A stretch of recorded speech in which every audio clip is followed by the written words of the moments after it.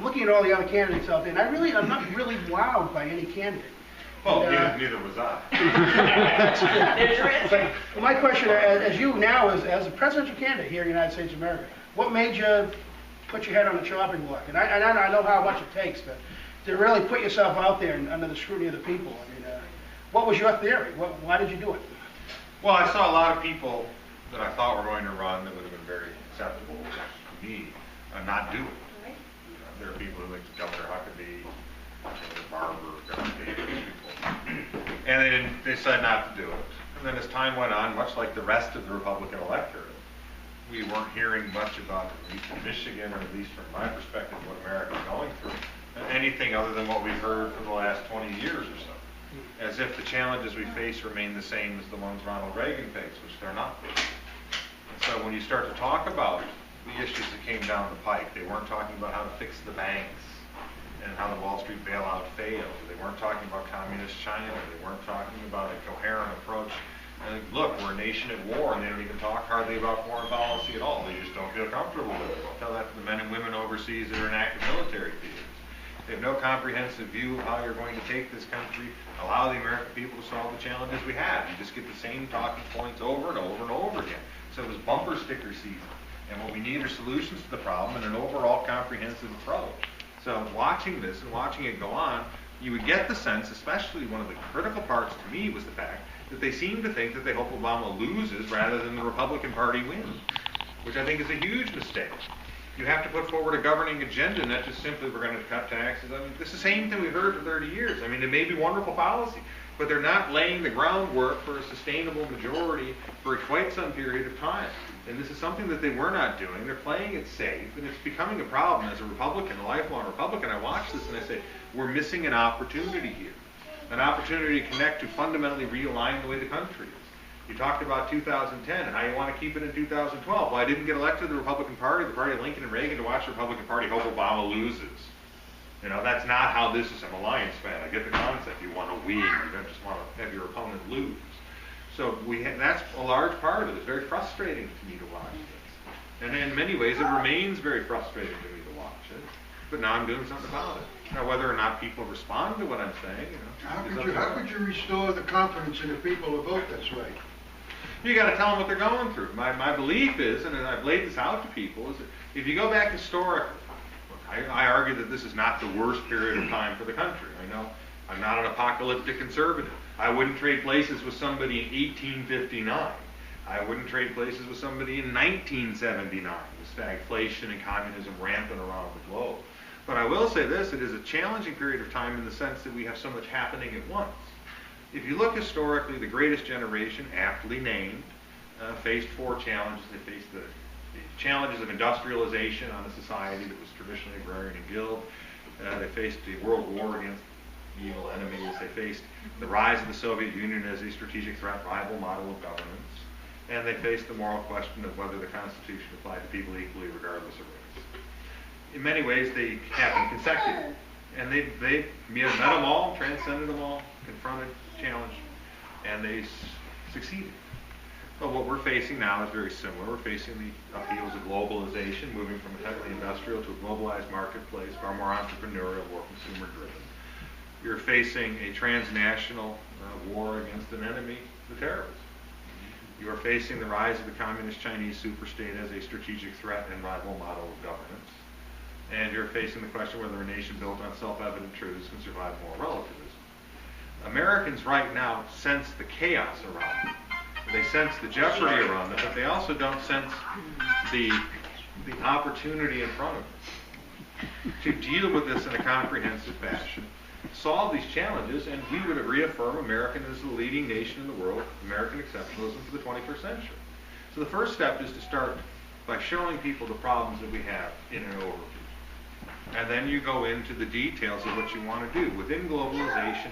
But we know that we have what is now called a consumer-driven horizontal global economy. But we still have this huge welfare state, centralized, highly bureaucratic, highly vertical model of government. And it's not sustainable anymore. And it's imploding around us. It's hitting locals, it's hitting the states, and it's happening in Washington. What we have to do is make it more citizen-driven. Because the future is what the founding founders understood. It's liberty and self-government. So you would restrict it to the Constitution, what's laid out in that paper? Well, yeah, we have to do that. We sort of uphold and defend it. But my point is, that's why part of the reason I'm running is I'm not talking about simply cutting programs or cutting spending. You have to fundamentally start getting the government flat, citizen-driven. And the difference is this: look, I support the social safety net. We're a compassionate country. But what's happening, the welfare state takes people who are self-reliant, who do have their own independence, and tries to make them dependent on government through the redistribution of wealth. The Democratic Party has to do it. That's why they exist. And it's the only way they continue to try to perpetuate their power base, which is largely the federal government and public employee unions. What you have to do is go through from the operating principle of a business that would be restructuring for the 21st century and say to yourself, okay, what departments can be eliminated? What can be consolidated? How do we start to get this more citizen-driven, accountable, nimble, and more of a servant government for the 21st century, including uses of utilization of technology? This is going to happen. It's going to happen whether the Democratic Party likes it or not. Because again, as we're seeing now, what we saw from the failed stimulus that they tried to pass, and the failed Obamacare, which is going to be horrible, is that you can't prop up big government anymore. You can't. They're finding this out in Greece. They're finding it out in Europe now. So you cannot do it. And people intuitively understand this. I mean, when you talk to, especially young people, you say to the young people, you have more control over your life, your information, your decisions, than any other generation before you. Right? Now, when you look at what the government wants to do and the Democrats, what do they want to do? We'll take control of your life, your decisions, we'll put them in a bureaucrat's hands. We'll take your money, we'll put it in Washington's hands. And if you're a kid, you say, the analogy would be, would you let a federal bureaucrat handle your Facebook account? Would you let a federal bureaucrat tell you what's going to go on your iPod? Then how the hell can you let them tell you who your doctor's going to be or what kind of health care you get? It's crazy. And all of a sudden you see this light go on. That allowing, it's, you know, Americans, liberty, self-government. You have it in every other facet of your life, and the government's the one that's out of step. The government's the one that's outdated and is regressive by trying to drag you back into this big bureaucratic centralized entity that nowhere else in the world, in your private life or in your business experience, is going to be sustainable in the 21st century. And it's imploding. It's going to continue. What we've seen with the big Wall Street bailout banks is similar. They have to restructure a bit. They have this wonderful theory of too big to fail, which is still in the law, allowing it to continue, is that, well, they make money, they make money. They lose money, you pay them, they no longer lose money. They have to be restructured through the forced recapitalization. That means that the theory of you paying for the bondholders and shareholders to be held harmless of these, I'm not talking about depositors, but your tax dollars went to bail out the bondholders and shareholders, and the balance sheets are still messed up. So for $700 billion, what did you get? Nothing. They have to have debt for equity conversions where the bondholders and shareholders start to recapitalize the banks. You need real stress tests. And the ones that are zombie banks that are insolvent have to be broken up, their assets put in a resolution trust corp. And you have to have leverage limits that no longer allow them to ever get to the point where their debt is so great they can implode on the American people. Now, I do not support capping profits or anything like that. I just support making them have to compete and making them have to recapitalize at their own expense. Because if that credit does not come down to the American economy, it doesn't matter what we do. It's going to be a long period of stagnation like Japan had in the 1990s. Because otherwise, tax relief, people sit on it. Regulatory reform won't matter. We'll save you money, you'll sit on that. Energy policy to increase America's energy, it won't matter. It'll lower some of your fixed costs, especially if you're a manufacturer. But you don't have that money on hand to expand because you need credit to do it. You need credit to get the housing market going. These are the things that aren't really being talked about because too many in our party were wedded to the Wall Street bailout.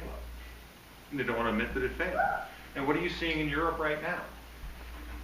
The banks are having trouble again. And what are the sovereign nations doing? Well, how do we in the EU use taxpayer money to prop up the banks? The bondholders and shareholders.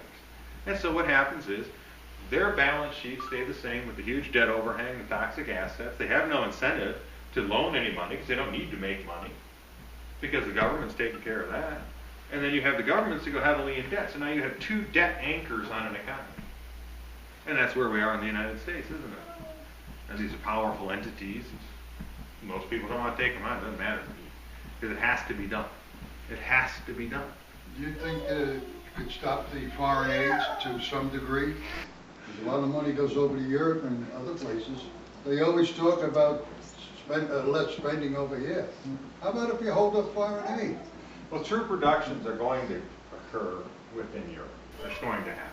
And I think they're already starting the process of staging some of that out, forcing Europe to be more self-reliant in terms of their own defense. But again, with the way that they're dealing with their banks, they've got the same crisis that we do, where because of your fiscal deficits and your debt, it makes it harder for you to supply for your own military. And I would point out, maybe a segue into another question, but please remember that what was the first thing that the People's Republic of China told us to cut to solve our fiscal problem? That was defense. At the same time, they launched their research and scientific investigative aircraft carrier. They're going to have to do that, but the Europeans right now are just in a mess. They're just in a mess because it's the same mess we have. And one of the great ironies is with Japan in the 1990s, when this happened to them, we said, don't do this, take the medicine now, force them to recapitalize, break off the ones that are insolvent, don't try to carry them, and they said no. And what did we do? We disregarded our own device in 2008. And here we are today. And so for me, especially as a Republican, to watch people in our party or to watch the people where I live expect that if the Republican Party gets in, everything's going to be better. It won't be. Because the key element of an economic recovery package that allows the American people to grow the economy and to shape the foundations for the future won't be part of it. And the banks will laugh. They'll laugh all the way to the bank. There's been no accountability whatsoever. Well, didn't the Federal Reserve just drop the interest rates and said they're going to hold it for 2 years? Yeah, for 2 years, which should tell you everything you need to know. We've seen already the reports from some of the banks coming, ratcheting down. Bernanke's admitting they have no other. The Keynesian policy has failed. He doesn't understand that this is a problem of a credit contraction. We're going through a deflation, the great deflation, I call it, because you're seeing credit contract to the greatest extent for the first time since the Great Depression, the greatest extent since the Great Depression. And what Bernanke does is like flooding a car engine. Unless you get credit, the spark plugs are foul. They're not going to work, right? So there's all the money in the world, all the gas you want to put into that engine, doesn't matter. It's not going to start. Just make it worse. So what Bernanke's done is by confusing this, he keeps pumping the money supply in here. He keeps the discount rates basically near zero. The banks have phony profits. They pretend to pay back the taxpayer, but nothing's getting done with the toxic assets of the markets or the recapitalization. But what he does then is he just continues to keep stepping on the gas, quantitative easing. Nothing's going to catch. And for him to say that he's going to do it for 2 years tells you how awful it's going to be. And by then, if nothing is done, we'll be about halfway through a lost decade where Americans are going to be cheated out of the opportunity for economic growth.